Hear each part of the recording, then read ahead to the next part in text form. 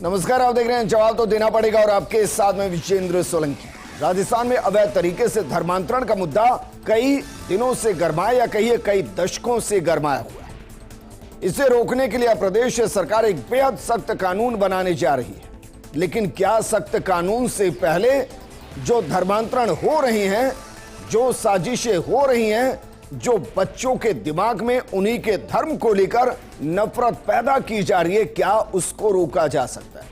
हम कई प्रोग्राम कर चुके हैं, मिशनरीज को लेकर प्रोग्राम कर चुके हैं, प्रदेश भर के अंदर जो एफआईआर दर्ज हो रही है उनको लेकर प्रोग्राम कर चुके हैं। लेकिन क्या वाकई में राजस्थान के अंदर एक ऐसा नेक्सस बन चुका है जिसको रोक पाना बेहद मुश्किल हो रहा है, या फिर जो धर्मांतरण करा रहे हैं, जो पढ़ाई के नाम पर, जो अंधविश्वास के नाम पर, जो लोभ प्रलोभन के नाम पर जो धर्मांतरण हो रहा है, क्या उसको ट्रेस कर पाना मुश्किल है?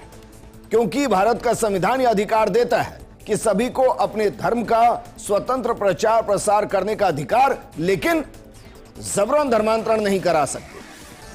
अलवर के अंदर ऐसी एक और मिशनरी हॉस्टल के अंदर शिक्षा के नाम पर धर्मांतरण का खुला खेल हुआ।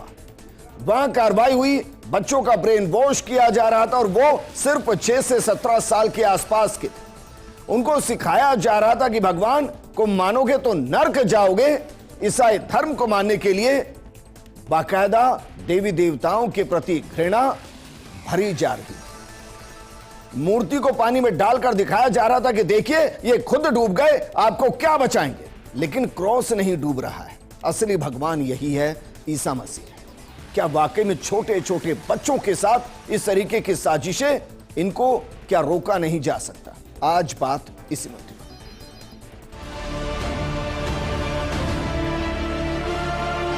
यीशु मसीह की कहानी सुनाते हो। कहने को तो एक स्कूल जैसा है, लेकिन वास्तव में तो क्या वो चर्च है। पढ़ाने के साथ साथ धर्म परिवर्तन करवा रहे हैं।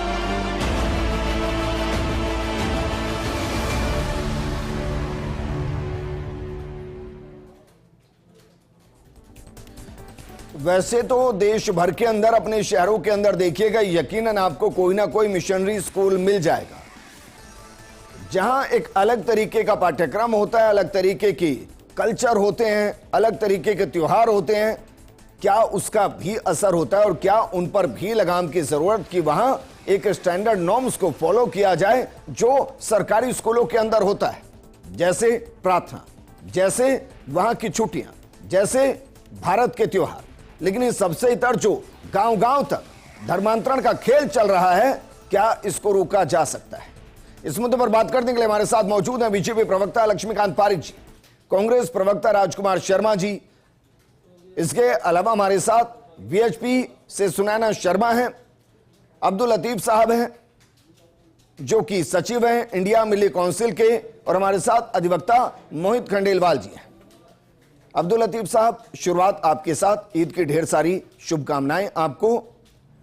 सवाल अब यहां से है सर, जिन 52-54 बच्चों के ब्रेन वॉश किए जा रहे थे, उनमें कहा जा रहा है कि कुछ मुस्लिम धर्म के भी थे, ईसाई थे, माफ कीजिएगा कुछ सिख थे, कुछ हिंदू थे।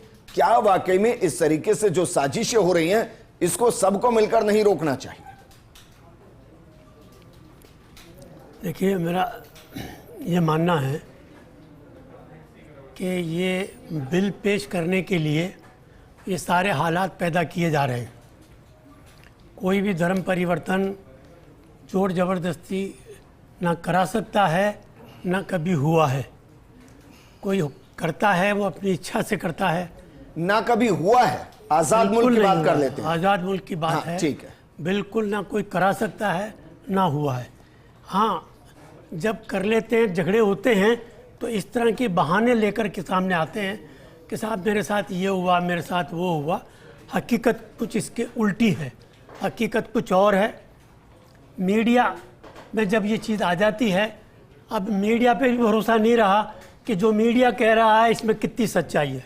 बहुत अच्छा। हमेशा मीडिया की हर बात में कहीं ना कहीं कोई ना कोई ऐसा झोल होता है कि बात कुछ होती है और बताई कुछ जाती है। इसलिए हम ये विश्वास नहीं कर सकते कि इस तरह की कोई घटना हुई होगी। हो सकता है कुछ कम बेशी कोई बात हुई होगी, उसको बल देने के लिए, क्योंकि बिल पेश करना है, बिल पास कराना है। और ये इसलिए करना है कि जब जब इलेक्शन कहीं नज़दीक आते हैं तो बीजेपी यही काम करती है राजस्थान में कौन कि सा माहौल इलेक्शन है बना। आ रहे हैं ना, नगर निगम की आ रहे हैं, नगर पालिकाओं के आ रहे हैं, अच्छा, पंचायतों के आ रहे हैं, इलेक्शन आ रहे हैं। तैयारी तो पहले से करनी होती है ना। हाँ, तो वो तैयारी, हमारा ये मानना है कि ये उसकी तैयारी है। बिल्कुल, ये तो महज इत्तेफाक किसी हो गया ना सर भाई, धर्म के मानने वालों में, इलाकों के अंदर ठेकेदारों के अलावा बाकी किसी को तकलीफ नहीं है। 10 साल पहले अब्दुल लतीफ साहब, आदिवासी इलाकों के अंदर 10 के आसपास चर्च थे। ये तो महज इत्तेफाक हो गया कि वहां अचानक से अब 200 के आसपास ऑन रिकॉर्ड हो गए हैं। अचानक से बढ़ गए ना, वो तो अचानक से वहां की पूरी पॉपुलेशन बदल गई। अचानक से वहां के गांव के अंदर ईसाई धर्म को मानने वाला सरपंच हो गया, जहां दूर दूर तक कोई नहीं था। ये तो सब अचानक हो गया। और ये बच्चे भी, इनको शायद हो सकता है कि ग्रेविटी पढ़ाई जा रही हो सकता है कि भगवान की मूर्तियों को पानी में डुबोकर ये बताया जा रहा हो कि देखिए इनमें भार ज्यादा है इसलिए डूब गए हैं। साइंस सिखाई जा रही होगी ना। और नफरत तो इसलिए दिखाई जा रही होगी ताकि बच्चे अभी से समझ जाएं कि भाई आपको सिर्फ वैज्ञानिक दृष्टिकोण रखना है, धार्मिक नहीं रखना है। अपने ऐसा ही है ना धर्म सर? का प्रचार करने की इजाजत देता है कि नहीं संविधान? पहले ये बता दें आप।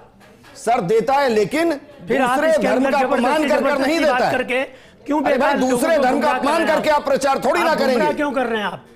दूसरे धर्म का प्रचार है, संविधान अब्दुल देता लतीफ है साहब, कि हर आदमी अपने धर्म की पालना भी कर सकता है और अपने धर्म का प्रचार भी कर सकता है। अरे भाई बिल्कुल कर सकता है, लेकिन तो क्या उसके लिए दूसरे धर्म को नफरत से भर देंगे? बिल्कुल गलत क्या है। दूसरे देवी देवताओं को पानी में डुबो देंगे?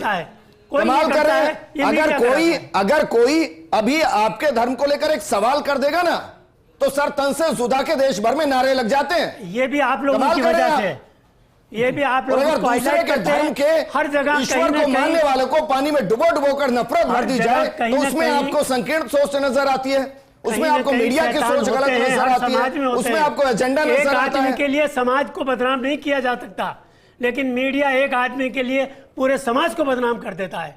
अगर किसी ने गलती की है, उस आदमी ने की है, समाज ने नहीं की है, लेकिन मीडिया का काम है पूरे समाज को बदनाम। शुरुआत आपको ईद की शुभकामनाओं के साथ दी थी, हालांकि मुझे लग रहा है कि शायद आपने स्वीकार भी नहीं की, उसका जवाब भी नहीं दिया। शुक्रिया।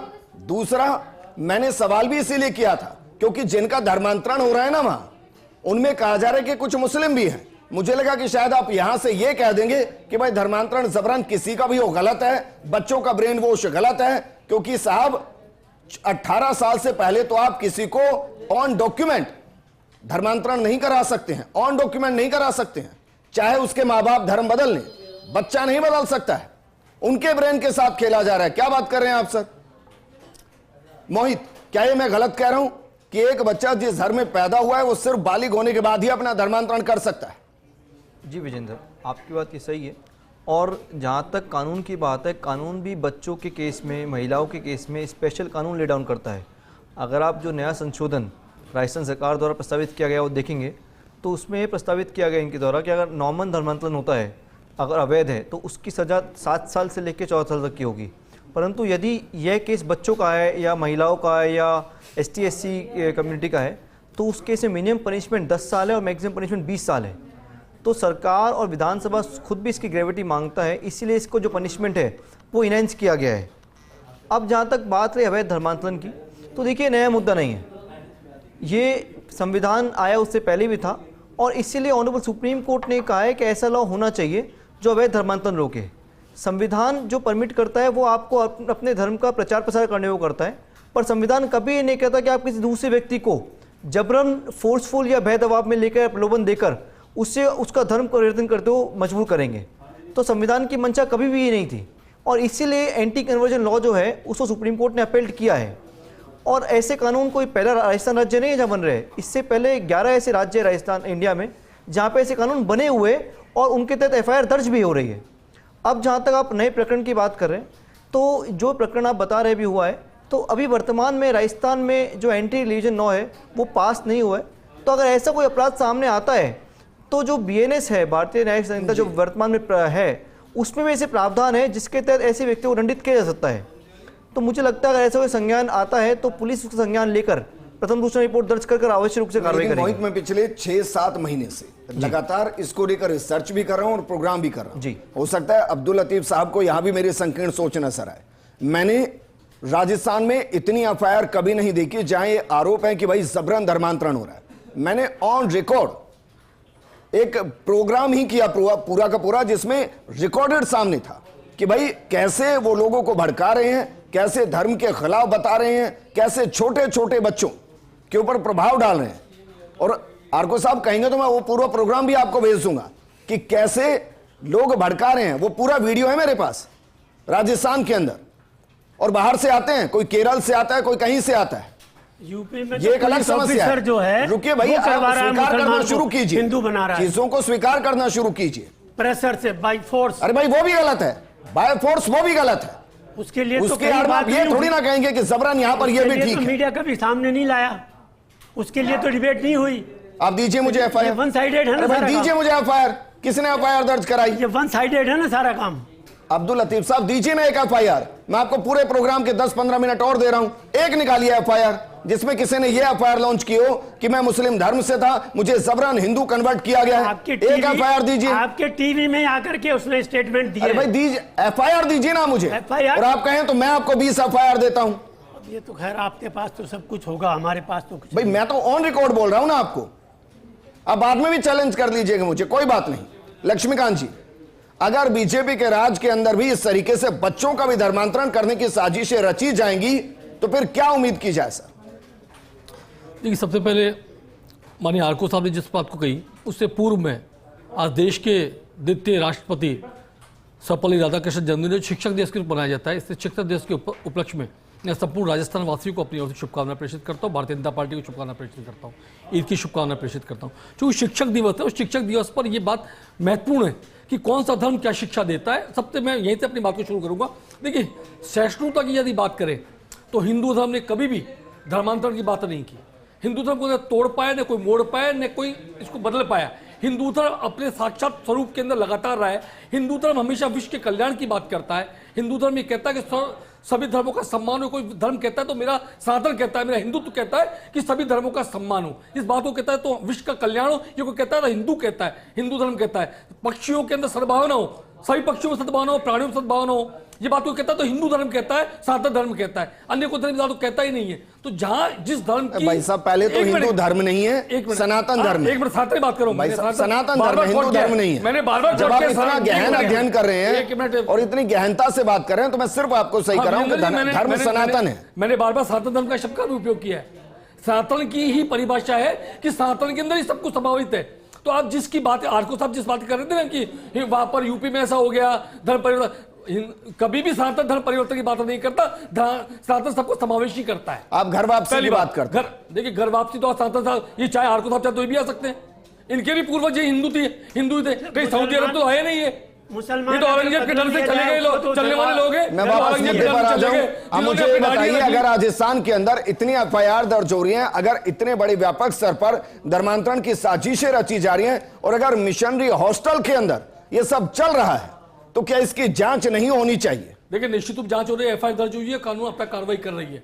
ये भारतीय जनता पार्टी सरकार है, भजनलाल जी सरकार है जिसने इसको लेकर के संज्ञान लिया और तुरंत एफआईआर भी दर्ज की है और पकड़ा भी है। साथ ही साथ यही सरकार है जो जाकर के धर्मांतरण विधेयक को पास करेगा, मंगलवार को हो जाएगा, जिसके अंदर हमने समुचित धाराओं के साथ ये जोड़ने का प्रयास किया है। जोड़ रहे हैं कि यदि कोई जबरन धर्मांतरण कराता है तो उसको आजीवन कारावास तो 50 लाख तक का जुर्माना होगा। ये बात कोई कर रहा है तो ये भारतीय मैं बहुत सीधा सवाल कर रहा हूं आपसे कि अगर मिशनरीज हॉस्टल के अंदर ये हुआ है तो क्या हम उनके सिलेबस को, उनकी शैली को, उनके स्कूल के अंदर की पूरी व्यवस्थाओं को, क्या हम कोई कमेटी है जो जांचती है कि भाई अगर वो बच्चा पढ़ने जा रहा है तो सिर्फ पढ़ने ही जा रहा है, कहीं ऐसा तो नहीं कि वो धर्म की शिक्षा के जरिए उसके ब्रेन वॉश को किया जा रहा है?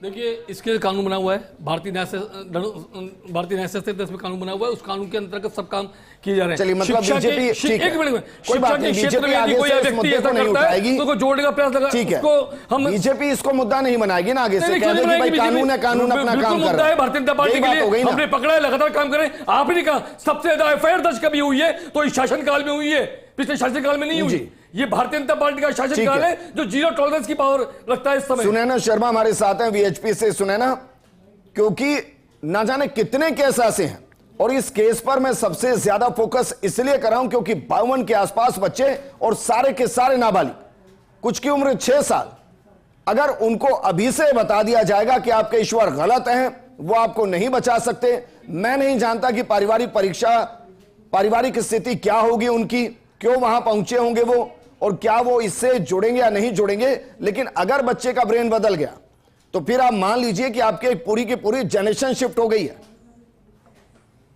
जी, एक्चुअली ये प्लानिंग ना सिर्फ इस मामले से, बल्कि विजेंद्र जी ये पैटर्न है, और इसी पैटर्न पे अंकुश लगाने के लिए बेसिकली हम लोग शुरुआत से ही धर्मांतरण संबंधी कानून की मांग कर रहे थे, जो कि अब राजस्थान सरकार ने हमारी मांग को सुना और इसको पूरा किया। उसके लिए आपके चैनल के माध्यम से राजस्थान सरकार का बहुत बहुत धन्यवाद। देखिए, ये आपने अगर विजयनगर का मामला जो था, उस मामले को अगर देखा हो, 5 से 6 लड़कियां, उसके अंदर बच्चियां जो थी वो सब 15-16 साल की उम्र के नीचे की बच्चियां थी। आपने यदि गोगुंदा उदयपुर का मामला भी आपके संज्ञान में होगा, उस मामले में भी बच्चियां जो थी स्कूली थी, और अभी भी जो है ये स्कूली हैं, क्योंकि बहुत लंबे समय से विश्व हिंदू परिषद कह रहा है कि बहुत लंबे समय से ये पूरी प्लानिंग के साथ में चल रहा है। आज आपके सामने ये प्रकरण आ गया है। बहुत सालों पहले, लगभग 2007-8 में जयपुर में, प्रतापनगर में पॉल नाम के एक पादरी ने ये किया था, और विश्व हिंदू परिषद के कार्यकर्ताओं ने उसको पकड़ा, उस समय पुलिस के सामने कंप्लेन करी, वो जेल गया, और जेल से छूटने के बाद वो व्यक्ति वापस जाके इस तरह की एक्टिविटी कर रहा है। इसलिए इतना जो कठोर नियम आए हैं इसको लेकर, ये नियम बाकायदा रिक्वायर्ड थे, बहुत ज्यादा जरूरी थे, और अब जो आ गए हैं नियम, तो इन नियमों की सख्ती से पालना राजस्थान सरकार को करवानी चाहिए, और मैं ऐसा निवेदन भी करती हूँ राजस्थान सरकार से कि आप इसका सख्ती से पालन करवाएं। ठीक है मैम, वापस मैं आपके पास आऊंगा, क्योंकि आप मेरी बात को समझने की कोशिश कीजिए मैम। धर्मांतरण लागू होगा जब बच्चा 18 साल से ऊपर हो गया, कानून भी तभी लागू होगा, क्योंकि टेक्निकली उससे पहले धर्मांतरण नहीं होगा। लेकिन बच्चे की पूरी पूजा पद्धति, ईश्वरीय विश्वास, उसकी आस्था, वो सब परिवर्तित हो चुकी होगी, जिस पर कानून काम नहीं करने वाला है। जी बिल्कुल, ये इस कानून के अंदर एक लैक्यूना है जो बहुत जल्दी हमारे सामने आ गया है, और अब रिक्वायरमेंट है कि तुरंत इसमें अमेंडमेंट किया जाए। और यदि बच्चों के साथ में ऐसी जो गतिविधियां, यदि नहीं ये हो ही रही हैं, डेफिनेटली आपके सामने है, तो इन गतिविधियों को रोकने के लिए भी, बच्चों को जो इस तरह की शिक्षाएं दी जा रही हैं, वैसे भी जो हमारा संविधान है वो किसी भी शिक्षा स्थान पर इस प्रकार की जो गतिविधियां हैं उनको अलाउ नहीं करता है। ठीक है, वापस मैं आपके पास आऊंगा राजकुमार शर्मा जी, क्योंकि जिस तरीके से घटना घटी है, कानून आ रहा है, लेकिन क्या वाकई में आपको लगता है कि जो घट रहा है वो एक साजिश के तहत घट रहा है, और उसको रोकने की जिम्मेदारी सबकी है? सबकी मतलब सबकी। बिल्कुल विजेंद्र जी, अगर कोई अवैध रूप से धर्मांतरण करा रहा है तो निश्चित तौर पे गलत बात है। सबको अपने धर्म का प्रचार करने का अधिकार है, धर्म के बारे में बताएं, लेकिन दूसरे धर्म की बुराई करके अपने धर्म को ऊंचा करके किसी के धर्म को नीचा करना, ये अच्छी बात नहीं है। धर्म कोई भी हो, हिंदू हो, मुस्लिम हो, सिख, ईसाई हो, जैन धर्म, कोई धर्म हो, अपने धर्म का प्रचार करें, और हिंदुस्तान के अंदर, राजस्थान में मोहब्बत बनी रहे। और मैं सरकार से भी निवेदन को, कानून लाएं, अच्छा लाएं, कठोर लाएं, उसमें जो भी लकुने हैं उसको ठीक करें, लेकिन कानून में कोई टारगेटेड धर्म नहीं होना चाहिए, टारगेटेड जाति नहीं होनी चाहिए, और टारगेटेड और कोई मकसद नहीं होना चाहिए। ये धर्म के नाम पर पिछले 10-15 साल से आपने देखा होगा एक देश में माहौल सा बन गया है। जितनी भी जाति, जितनी धर्म है, सर बिल्कुल जितने धर्म है, 10-15 साल में जितने धर्म है, हिंदू धर्म के अलावा जितने भी धर्म है, 2005 से लेकर 2008 तक जरा चेक कीजिए, देश में कितने गांव ऐसे थे जो रात के रात ईसाई हो गए? चेक कीजिए। मैं इसलिए कह रहा हूं सर, क्योंकि मैं जिस गांव से आता हूं ना, उसके आसपास के 2 गांव रातों रात ईसाई हो गए थे, रातों रात, और वहां एक भव्य चर्च बना था।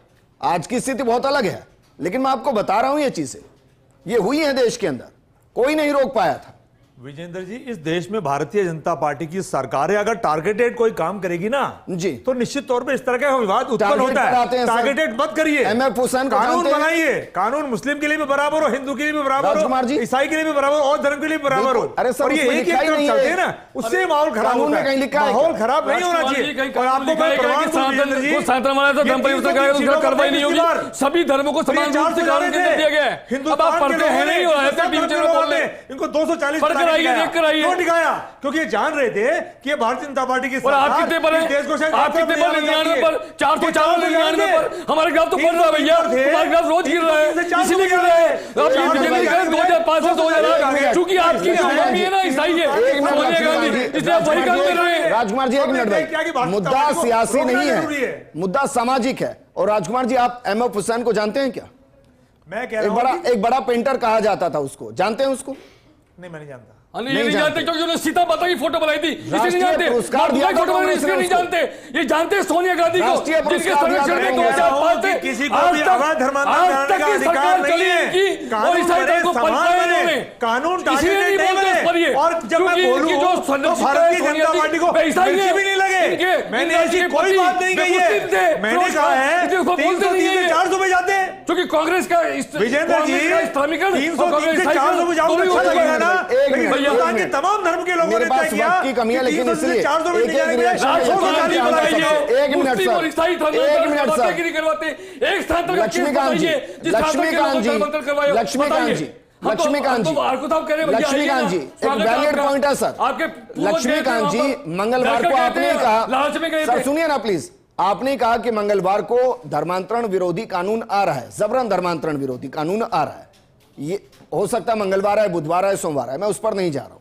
लेकिन इस पूरी डिबेट के दौरान एक अच्छा कंक्लूजन है, और वो ये है कि अगर बच्चों का ब्रेन वॉश किया जा रहा है, उनको स्कूल के अंदर देवी देवताओं का अपमान, या मैं कहूं किसी भी धर्म का अपमान कराया जा रहा है, गलत है। क्या वो इस कानून के अंदर है कि उसको भी धर्मांतरण माना जाएगा? क्योंकि बच्चों का धर्मांतरण नहीं हो रहा है, वो इन्फ्लुएंस हो रहे हैं। विजेंद्र जी, क्या इसको धर्मांतरण की श्रेणी में लाया जाएगा? देखिए, सब पहले तो कानून दीजिए, कानून के संपूर्ण व्याख्याओं को देखने दीजिए, उसके पश्चात इस पर निर्णय हो सकता है। मोहित, क्या मुमकिन है आपकी ये बात शायद आज की चैनल आपके माध्यम से भी, हम सब के माध्यम से भी सरकार तक पहुंच रही है। आप चिंता मत करिए, आपके मन के अनुसार कार्य होगा, ऐसा मेरा मानना है। मैं मान रहा हूं सर, क्योंकि देखिए समझिए चीज को, अगर ये नहीं हुआ तो एक जनरेशन शिफ्ट होगी जिसका असर आज नहीं, आज से 20 साल बाद, 15 साल बाद नजर आएगा। मोहित, क्या ये संभव है कानूनी नजरिए से कि इसको भी हम धर्मांतरण की श्रेणी में डालें कि अगर बच्चों जिनकी उम्र 5 साल, 6 साल, 10 साल है, उनको जबरन किसी एक धर्म के प्रति आकर्षित किया जा रहा है, उसके अपने ही धर्म को गिराकर उसकी नजरों में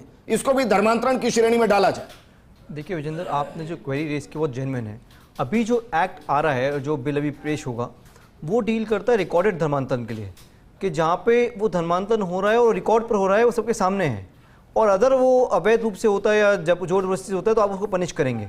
आप जिस समीकरण की बात कर रहे हैं, वहाँ पे रिकॉर्ड नहीं बन रहा, वहाँ पे आप बच्चों को किसी मिशनरी में पढ़ाकर उनके ब्रेन वॉश कर रहे हैं, पर रिकॉर्ड पे धर्मांतरण हो नहीं रहा, वो बाद में होगा। तो ये भी अपने आप में एक अपराध है, ये ज्यादा खतरनाक, ये ज़्यादा खतरनाक अपराध है। तो इसके लिए भी मुझे लगता है कानून को कहीं ना कहीं डील करना पड़ेगा, और इसके लिए भी बिल में कुछ संशोधन लाने पड़ेंगे। आज की तारीख में बीएनएस ऐसी परिस्थिति को डील करता है क्योंकि ये इंटीमिडेशन की श्रेणी में आता है, और जो कि धारा 351 के तहत पनिशेबल ऑफेंस है। चलिए मैं इसको दूसरे तरीके से बदल सकता हूं। क्या ये हो सकता है कि भाई सब, चाहे वो मिशनरी हो, वो मदरसे हो, सरकारी स्कूल हो, गुरुकुल हो, या कुछ और हो, जहां जो भी पाठ्यक्रम पढ़ाया जा रहा है जी, वो पहले से प्री डिजाइन होगा, वो पहले से अप्रूव्ड होगा, और अगर उसके इतर कुछ भी पढ़ाया जाता है तो उसे ऑफेंसिव माना जाएगा?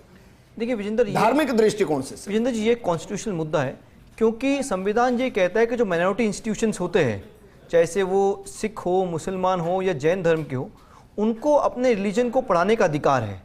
तो इसी कारण से जो इंस्टीट्यूशंस हैं उनको संवैधानिक अधिकार प्राप्त है।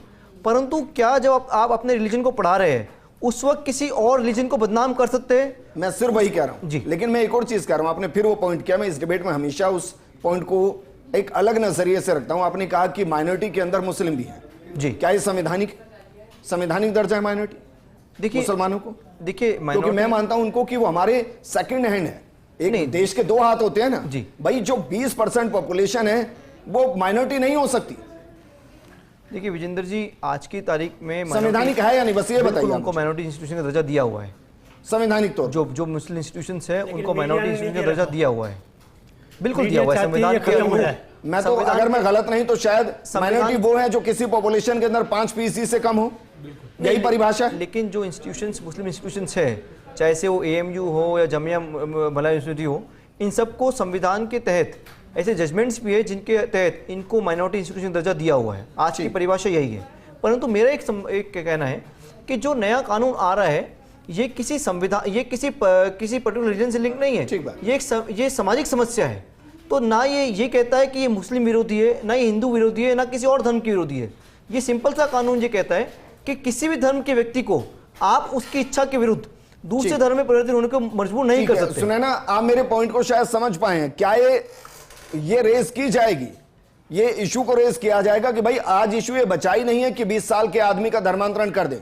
आज इशू ये है कि स्कूलों के अंदर अगर उनको उनके ही धर्म के खिलाफ भड़काया जाएगा तो एक जनरेशन शिफ्ट होगी एक वक्त के बाद, तब आपको एहसास भी नहीं होगा कि ये क्या हुआ है। देखिए, ये तो मोहित जी ने भी कहा है और इनिशियली आपने जब मुझसे पूछा तब भी मैंने आपको कहा कि भारत का संविधान ही इसको अलाउ नहीं करता है। भारत का संविधान की भी सख्ती से पालना करवाई जा सकती है कि किसी भी इंस्टीट्यूशन के अंदर इतना अधिकार तो है कि अगर इंस्टीट्यूशन जो है वो प्राइवेट ट्रस्ट या फंड से चलता है तो ऐसे में आप अपने धर्म की शिक्षाएं दे सकते हो, लेकिन किसी अन्य धर्म की आप बुराई नहीं कर सकते हो। ये कंप्लीटली रेस्ट्रिक्टेड है। तो अभी भी ऑप्शंस हैं हमारे पास कम से कम कि भाई धर्म के प्रचार प्रसार की किसी पे पाबंदी नहीं है, किसी पे भी नहीं हिंदुस्तान में। और ये भी नहीं कि ईसाई अभी आए हैं। ये जो बिल ईसाई धर्म जो है वो मैं जब ट्रेस कर रहा था तो 5वीं सदी से 5 AD से है भारत के अंदर, शायद कर्नाटक से शुरू हुआ, जो भी है। मैं ये कह रहा हूं कि क्या वाकई में फोर्सफुली जो होता है उसका क्या सबको विरोध नहीं करना चाहिए? देखिए, ये देश संविधान से चलेगा या हम अपनी मर्जी से इसको चलाना चाहते हैं। संविधान में जो भी कुछ छूट है जी, जो भी कुछ कानून संविधान ने सहूलतें दी है जी, क्या उसे खत्म करना चाहते हैं? मुझे आज आपकी बात बहुत अच्छी लगी क्योंकि मैं पुरानी डिबेट में याद कर रहा था जब मैंने आपसे सवाल किया था कि भाई संविधान का 10 सेकंड मुझे दे दीजिए। आप कुरान से चलेंगे, आप 10 सेकंड दे संविधान से नहीं। आज आप कह रहे हैं संविधान से चलेंगे। देखिए, ये जो बिल पेश किया जा रहा है, शुक्रिया इस बिल के अंदर जो है साहब आपका भी शुक्रिया। बिल के अंदर जो है ये जो है आपका भी शुक्रिया। मुस्लिम्स के लिए ये बिल जो है। फिलहाल इतना ही। आप हमारे साथ बने रहिए, देखते रहिए फर्स्ट इंडिया न्यूज। लेकिन जो इशू है वो सबसे गंभीर ये है कि बच्चों के अंदर अगर उनके धर्म के खिलाफ उनको भड़काया जाएगा तो इसको रोकने के लिए कुछ कठोर कानून की जरूरत है। मैं इसलिए कह रहा हूं क्योंकि बच्चों का धर्मांतरण आज नहीं होगा जब तक कि वो बालिग नहीं, लेकिन 15 साल बाद क्या होगा इसका अंदाजा भी आप नहीं लगा सकते, जिनके ब्रेन में आज कुछ अलग ही पोषित किया जाए। इस प्रोग्राम में फिलहाल इतना ही। नमस्कार।